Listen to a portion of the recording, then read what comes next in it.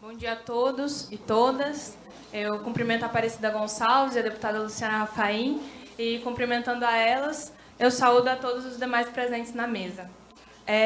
Para chegar aqui hoje e falar um pouco com vocês sobre os avanços e os desafios que a gente tem nas políticas para as mulheres negras, eu fiz uma listinha de algumas leis que perpassam a vida das mulheres negras desde que a gente chega aqui nesse continente. Então, talvez dê uma canseirinha, mas é necessário para a gente entender que a violência ela não escolhe cor, mas as mulheres negras ainda são as mais vitimadas. Em 1824, a gente tem a Constituição Imperial. A Constituição Imperial definia que a educação primária era direito de todas as pessoas, menos as pessoas escravizadas. De 1830 a 1850, foi onde o sequestro de pessoas para virem para o Brasil sob a condição de escravizados foi tornado ou tratado como pirataria através da Lei Eusébio de Queiroz.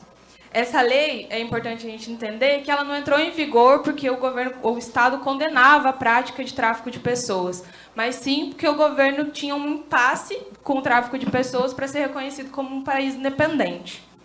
Em 1871, a Lei do Ventre Livre dispôs que as crianças negras aos 8 anos de idade deveriam ser entregues ao Estado em troca de uma indenização ao senhor. Ou então ele podia utilizar os serviços dessas pessoas até os 21 anos de idade. Mas é importante ressaltar que a expectativa de vida das pessoas escravizadas era de 19 anos. Em 1885, a gente tem a Lei dos Sexagenários, mas aqui a gente já sabe que as pessoas escravizadas não chegavam a essa idade. Agora, em 1888, todas as pessoas que até o dia 12 de maio eram consideradas e viviam sob a condição de escravizadas passaram a ser consideradas cidadãs comuns, mas sem nenhuma ação efetiva do Estado para garantir que essas pessoas fossem integradas na sociedade, nem mesmo no mercado de trabalho. Haja visto que, nesse momento, o Estado priorizava a vinda dos imigrantes europeus para embranquecer a população. É somente em 1951 que a gente tem uma lei com o objetivo de combater a discriminação racial, que é a Lei 1390. Mas até o final da década de 80, ou seja, mais de 30 anos depois, não existia nenhum registro de prisão com base nessa lei. É a partir de 1988, com a Constituição Federal, que a gente consegue avançar efetivamente nas políticas de combate ao racismo. Quando é o momento em que o racismo passa a ser considerado um crime inafiançável e imprescritível, é depois que a gente tem o agravamento da injúria, quando ela tem elementos de raça-cor. E é só em 2006 que a Lei Maria da Penha é sancionada para prevenir e erradicar a violência contra a mulher. Em 2008, o governo federal lançou o segundo Plano Nacional de Política para as Mulheres, que é um plano que foi tido pelo governo Lula como um plano de governo para a sociedade brasileira. E é nesse plano em que raça também, o combate ao racismo é um elemento no combate à violência de gênero. Em 2009, nós temos a Política Nacional de Saúde, de Atenção Integral à Saúde da População Negra. É o momento em que o Ministério da Saúde entende que o racismo gera impactos negativos na vida da população negra, ou seja, a morte da população negra poderia e pode ser evitada e prevenida. Em 2013, a deputada uma batalha, de todos os mandatos da deputada federal Benedita da Silva, a gente consegue com que a ampliação dos direitos das trabalhadoras domésticas previstos dentro como um regime trabalhista, e aí a gente tem a carteira assinada e todos os demais direitos que essas mulheres até então não tinham garantidos, que é mais uma conquista para as mulheres negras, que são a maioria das mulheres trabalhadoras domésticas.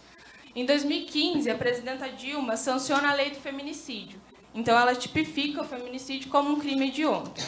Todas essas leis, ora punitivas, ora afirmativas, e algumas sem efeito real na vida da população negra brasileira, são necessárias para que a gente entenda o motivo da gente estar debatendo as conquistas e os desafios que a gente ainda tem. Ainda que os governos anteriores entendessem o racismo como um fator agravante na vida da população, as mulheres negras ainda representam o maior número de vítimas de violência doméstica, ainda representam a maior taxa de violência obstétrica e de mortes por abortos inseguros. As mulheres negras ainda são a maioria no desemprego e no subemprego, e ainda são as mães negras e periféricas que, em uma abordagem policial, não sabem se o seu filho vai sair vivo ou morto. No meu ponto de vista, o desafio que a gente tem a partir de agora é de aplicar as leis que já existem, onde a justiça não chega. É fazer com que as mulheres que não podem estar aqui as mulheres que não vão à Casa da Mulher Brasileira ou que sequer sabem que ela existe, para que existe, as mulheres que estão na sua comunidade e não têm acesso ao ônibus lilás, as mulheres que vão para a atenção básica de saúde e não sabem que têm direito a métodos contraceptivos, que não sabem que têm direito ao aborto legal garantido por lei, é essas mulheres que a gente tem que fazer com que tudo aquilo que a gente debate aqui hoje chegue. Me surpreende também que a gente pense que é um ponto somente positivo a gente ter a Delegacia da Mulher dentro da Casa da Mulher Brasileira, tendo em vista que as mulheres elas têm um distanciamento, pelo menos as mulheres negras da periferia de onde eu venho, tem um distanciamento com a polícia. Porque o contato que a gente tem com a polícia é de quando eles entram dentro das nossas comunidades, fazendo cavalinho de pau e atirando contra a população. A gente precisa, então, descentralizar esse atendimento para que mais mulheres tenham acesso a medidas que previnem e que combatem a violência contra a mulher. O avanço de uma política de Estado mínimo, como a gente tem agora, com retirada de direitos, como a reforma trabalhista, a reforma da Previdência e o não aumento real do salário mínimo, impactam diretamente na vida das mulheres trabalhadoras, sobretudo das mulheres negras, que são aquelas que têm duplas, triplas jornadas de trabalho. A gente vale lembrar que também os projetos apresentados pelo atual ministro da Segurança Pública, Sérgio Moro, em parceria com o atual presidente, que prevêem o excludente de licitude, por exemplo, que é conhecido nas periferias brasileiras, para quem não sabe, como uma licença para a polícia matar dentro das comunidades e para a polícia agredir as pessoas, como fizeram em São Paulo ontem à noite. A gente entende também que não basta compreender o racismo como um fator agravante para a vida da população brasileira, mas é necessário entender ele como um eixo central a ser combatido ao lado da violência de gênero e ao lado das desigualdades de classe. Porque enquanto essa política de morte, enquanto o desemprego, a falta de acesso à saúde, o encarceramento em massa, o genocídio do povo negro assolarem as nossas vidas, a gente não vai ter garantido o nosso pleno direito de bem viver. Por fim, uma pesquisa do IBGE que saiu algumas semanas atrás apontam que negras e negros representam 28% dos deputados estaduais no Brasil, o que não se diferencia muito quando se trata da participação das mulheres na política.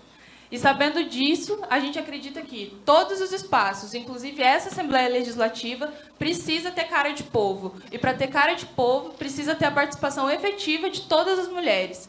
E para que essas mulheres estejam aqui, para que nós mulheres estejamos aqui, nós precisamos estar livres e vivas. Muito obrigada. Marielle Franco, presente.